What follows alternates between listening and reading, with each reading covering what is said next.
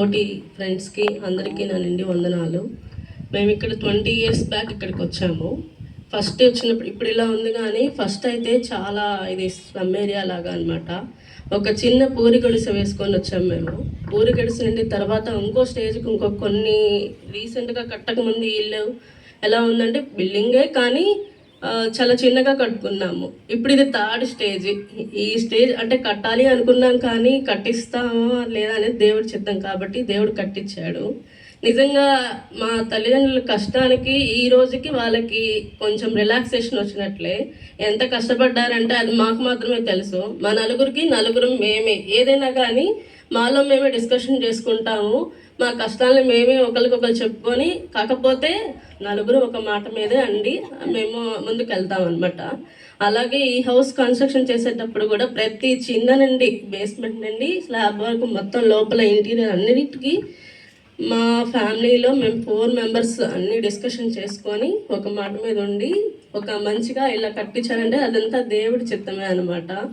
మా నాన్న చాలా చిన్న ఉద్యోగి అనమాట. ఒక 10-15,000 శాలరీ మాత్రమే. అలాంటిది 2 ఆడపిల్లల్ని చదివించాడంటే అసలు ఎలా చదివించారో మాకైతే తెలీదు.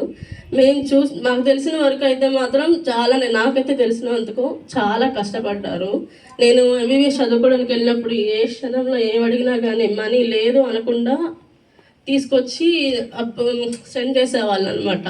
లాస్ట్ ఇయర్ హౌస్ సర్జన్ అయిపోయిన తర్వాత అయితే ఇంకా మమ్మల్ని వెకేట్ చేయించేసేయాలి.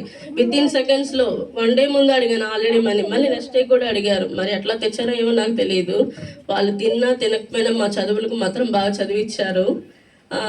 నిజంగా మా అమ్మ నాన్న అయితే బాగా డిస్కషన్ చేసుకొని ఒకే మాట మీద ఉండి అలా చేశారంటే దేవుడు నడిపించిన బట్టే జరిగింది. ఇదంతా దేవుడి కృపే అనమాట. మా కుటుంబమే ఎగ్జాంపుల్. దేవుడు నమ్మితే ఎలా ఉంటుంది, దేవుడు ఎలా మనకి అన్ని హెల్ప్ చేస్తాడో, అవసరమైన ప్రతిదీ మాకు కావాలి అనుకునే లోపే దేవుడు అన్ని చేస్తూ ఉండేవాడు అనమాట. నిజంగా అయితే వాళ్ళ కష్టానికి ఈరోజు ప్రతిఫలం వచ్చిందని నేను అనుకుంటున్నాను. ఈ చిన్ని సాక్ష్యం దేవుడు తీర్చాక. ఇంకోటి ఏంటంటే స్లాబ్ కట్టేటప్పుడు చాలా బాగా వర్షం పడుతూ ఉంది. మేము డేట్ ఫిక్స్ చేసేసుకున్నాము. డేట్ ఫిక్స్ చేసుకున్నాక ఒక 15 days బ్యాకే అన్నీ కడతా ఉంటాం కదా, కానీ వర్షం పడుతుంది. అది తుఫాన్ అని చెప్పారు అప్పటికి.